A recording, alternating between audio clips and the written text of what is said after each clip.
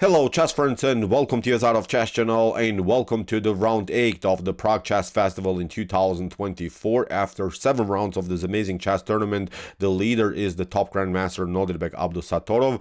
Parham Makhsulu has half of the point less than Norbert, and Ramesh Babu Pragananda is on the third place with 1 point behind Norbert. So still many things can happen, but today I think we'll have also the decisive game. Today Norbert is playing against Parham Makhsulu. Their game, as I'm recording this video, is still going on. It's very tense battle. Everything can happen. So today we could even have the winner of the Prague Chess Festival in 2024. But today we're starting with a different game. Today we're starting the round 8 with an amazing game played by the talents of our new generation. We have now an amazing battle between Gukesh and Vincent Keymer. In my opinion, very spectacular game. Put your seatbelts on and enjoy in the wild Nimzo-Indian defense. So let's see now what happened with the white pieces. Gukesh opened here with the move d4, knight to f6 by Vincent, c4 e6, knight to c3, and after bishop to b4 we have now the powerful Nimzo-Indian defense on the board. 3 knight variation, d6 by Vincent to prepare knight to d7 or knight to c6, and then simply push the pawn on e5, going into the structures, similar structures like in the King's Indian, where we're trying to break and enter with the move e5, and then if possible to let the pawns roll on the king side with the move f5. Here Gukesh continues with queen to c2, normal stuff, king side castling, bishop to g5, counter pin also here by Gukesh. He's not allowing here also some dangerous jumps by the knight on e4. We have knight to c6 by Vincent. Again, he's preparing his goal e5. We have a3, bishop takes c3, queen to c3. Now after h6 by Gukesh, pardon me, by Vincent, Gukesh goes with bishop to h4. And now the main line here by black is actually to hit the flanks with the move g5 and then to go with knight to e4. I think this is a pretty equalish line for black. Then we can support the knight on f5. If e3 happens, queen to f6. If c5, we can trade it off, get rid of this bishop on g3, and after bishop to d7, I think this is a solid position for both sides.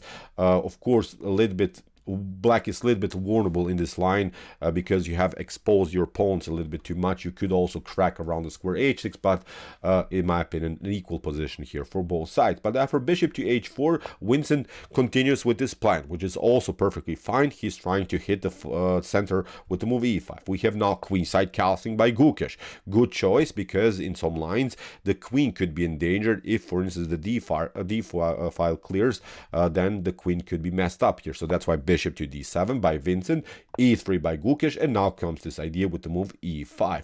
Here Gukesh plays, I think, a beautiful move, queen to c2, which makes almost this move e4 here for black almost impossible. Then we continue with knight to d2, g5, bishop to g3, and after bishop to g4 we have even this idea f3. And now I think black would be simply too exposed here because you have pushed your pawns too much. If you play something like this, then the bishop is hanging. You have to step back. In some lines, we could get a powerful center with the move e4. So now this concept with the move g5 is almost not working here for black. What you, after queen to c2, you should do, and actually this is the best way, is to play now the move bishop to g4. Actually, with this move bishop to g4, you're somehow competing for the e5 square. For instance, if something like bishop to e2 happens, now we can release the pressure, because in some lines, as we mentioned, the queen on the d file could be endangered by the rook's activity. And now after knight to d4, you simply trade off everything, and with rook to e6, I think black has gained equality here. Black is perfectly fine. Black doesn't have to even play now anymore this move g5, can get out of this mess with queen to e8.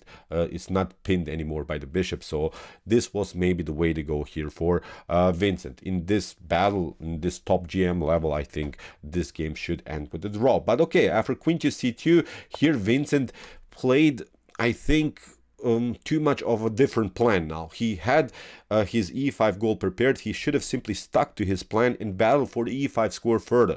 Now with move a6, he changes the direction of the attack. A little bit inaccurate, we have to say it, because he's now trying to get b5. And Gukesh makes also here already a tiny little inaccuracy with bishop to d3. Here Gukesh has immediately the idea to play d5. You have to step back, and now again with the move knight to d2, you're controlling the e4 square. Now afterwards you can can also try bishop to d3, and never, but never, black is going to push the pawn on e4 anymore. After bishop to d3, now again, here Vincent stuck to this plan to play g5. So in my opinion, Vincent played too much of different plans. He started to attack the center, then he prepared a queenside attack, now he's attacking the kingside, so he never really stuck to his own plan.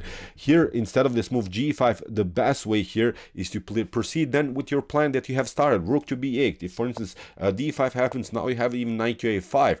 If, for instance, queen to c3 happens, you have maybe here the opportunity to play, I don't know, b6, then you can play, I don't know, knight to b7, and in some lines, you could be already very aggressive with the move b5. But again, as I said, he changed simply too much his actions. He started to push the pawns all over the board. e4, for instance, here is not working because we simply take bishop to e4, then bishop to f6, and then this could be equal, but I think with an extra pawn, again, white should be better. But okay, here after move g5, as we said, we have now a beautiful counter attack here by Gukesh. D takes e5. Maybe here g takes h4 is the best way. Then after e takes f6, queen to f6, this should be again pretty equal. But after d takes e5, now the real fun starts. So here Gukesh, after knight to e5, knight to e5, and rook to e5, started now to simply push away the rook from the center. And from this point on, I think the game becomes simply a one-way ticket. Here d takes e5 had to be played by Vincent to somehow not expose his rook in the center of the board. Now after bishop to g3, white is slightly better, but now with h4, white could continue the attack, and again, playable position for both sides. Obviously white slightly better, but after rook to e5 that Vincent played, Gukesh goes all in now. f4 breaks simply this h6 g5 structure. We have rook to c5 by Vincent. Gukesh pushes now the pawn on b4, and you see now the rook is simply too exposed now in the center of the board. Rook to c6, a strange square for the rook. We have now f takes g5, and now Vincent tried to battle with this idea. Obviously you cannot take because the bishop is hanging, but now bishop to h7, the correct choice here by Gukesh. The king drops back to f8, and now a beautiful move here by Gukesh, rook to f1.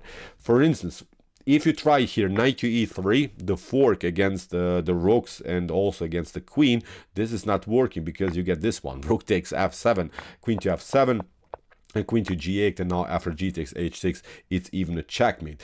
After rook to f1, you could play knight to e5, somehow protecting the square f7, but this is already messed up position here for black. Then we continue with c5. If you play d takes c5, then bishop to d5 is working. Then we play simply bishop to e4, bishop to d5, attack the rook, and it's a messed up position. For instance, you could try here after c5, h takes g5, but now bishop to g3 attacks the knight. You're trying to connect the queen, but again with bishop to e4, in some lines the rook gets trapped, so nothing is really working anymore here for black. After rook to f1, Vincent tried queen to e7, which is even a lost continuation almost, I would say, because now Gukesh obviously plays now the aggressive g6, and the position is simply collapsing on the f file. Vincent tries to battle with the move f6, but now Gukesh plays the correct h3.